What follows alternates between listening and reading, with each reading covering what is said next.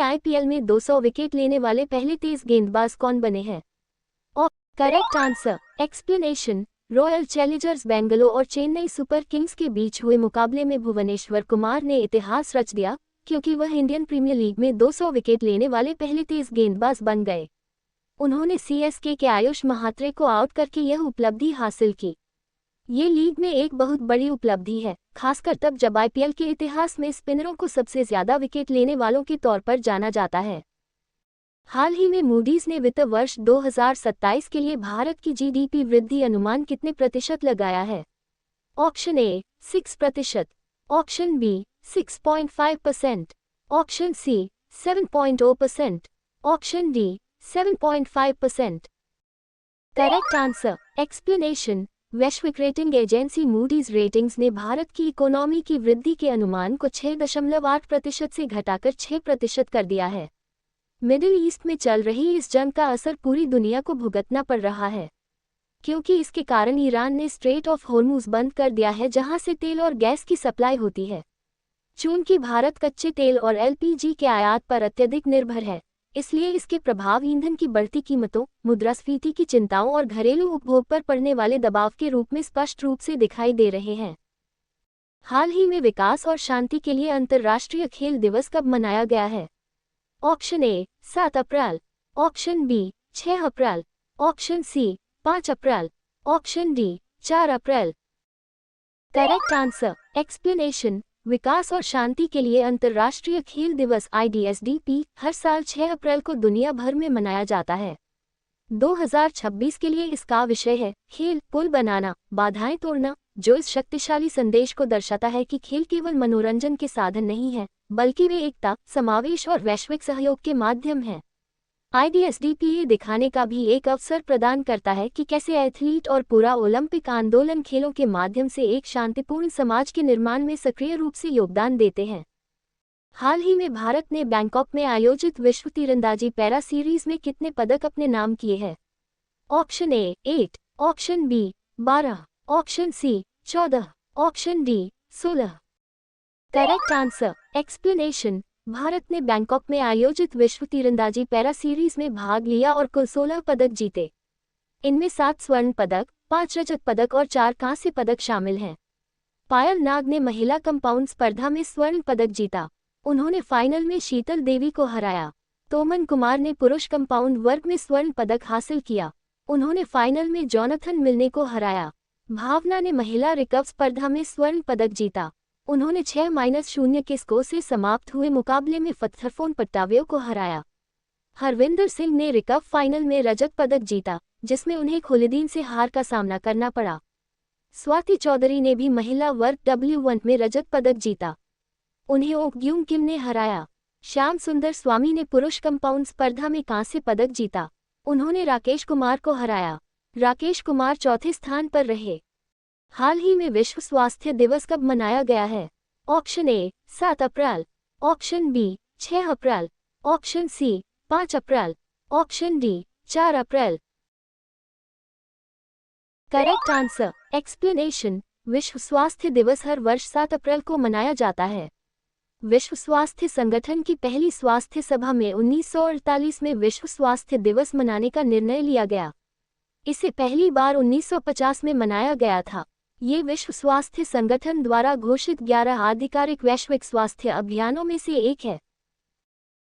हाल ही में गिलबर्टसन संगमा का निधन हुआ है। वे किस खेल से जुड़े थे?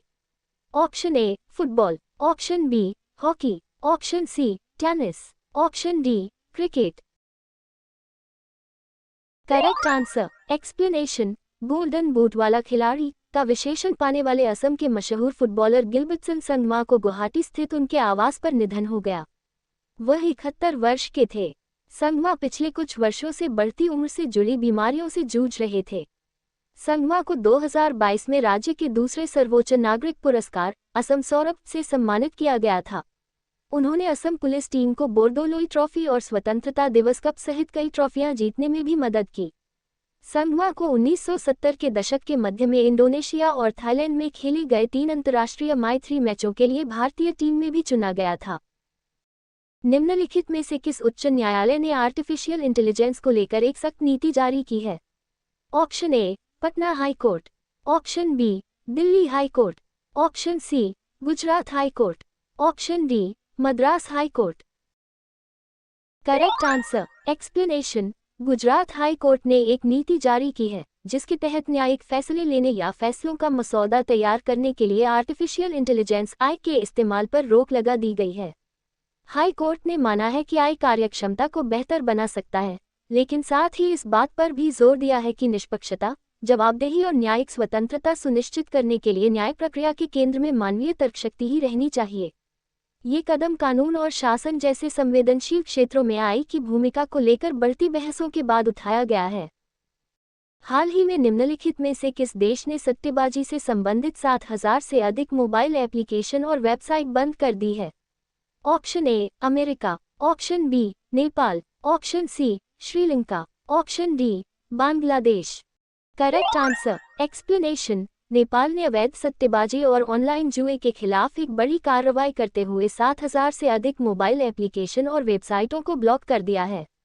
नेपाल दूरसंचार प्राधिकरण NTA ने इंटरनेट सेवा प्रदाताओं के साथ मिलकर इन अवैध प्लेटफॉर्मों को बंद किया है, जो देश के शासन सुधार उपायों का हिस्सा है।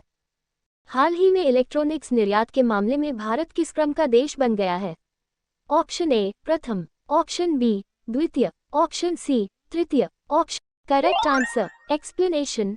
आर्थिक सर्वेक्षण 2025-26 के अनुसार भारत इलेक्ट्रॉनिक्स निर्यात के मामले में दुनिया का तीसरा सबसे बड़ा निर्यातक, थर्ड लार्जेस्ट एक्सपोर्टर बन गया है, जो 2021-22 में 7वें स्थान पर था। मोबाइल फोन, कंप्यूटर और अन्य इलेक्ट्रॉनिक वस्तुओं के निर्यात में आई भारी तेजी ने भारत को यह मुकाम दिलाया है। वर्ष 2025 में भारत का इलेक्ट्रॉनिक्स निर्यात इंडियाज इलेक्ट्रॉनिक्स एक्सपोर्ट पहली बार 37% की वृद्धि के साथ $47 अरब या 4.15 लाख करोड़ रुपए से ज्यादा रहा। वर्ष 2024 में यह आंकड़ा 34.93 अरब डॉलर रहा था। कुल निर्यात का लगभग 2/3 हिस्सा यानी $30 अरब स्मार्टफोन निर्यात से आया और इसे सरकार की उत्पादन प्रोत्साहन योजना PLI का सबसे ज्यादा फायदा मिला। दिसंबर 2025 में इलेक्ट्रॉनिक्स निर्यात 4.17 अरब डॉलर रहा, जो दिसंबर 2024 के 3.58 अरब डॉलर से 16.80% से ज्यादा है। हाल ही में किस राज्य के चुनाव आयोग ने पहली बार वोट देने वाले मतदाताओं को हलवा देने जैसी अनोखी पहल शुरू की है? Option A Bihar, option B Himachal Pradesh, option C Karnataka, option D Kerala. Correct answer explanation. Kerala में 9 अप्रैल को होने वाले विधानसभा चुनाव में पहली बार मतदान करने वाले मतदाताओं को निर्वाचन आयोग की एक अनूठी पहल के तहत हलवा दिया जाएगा।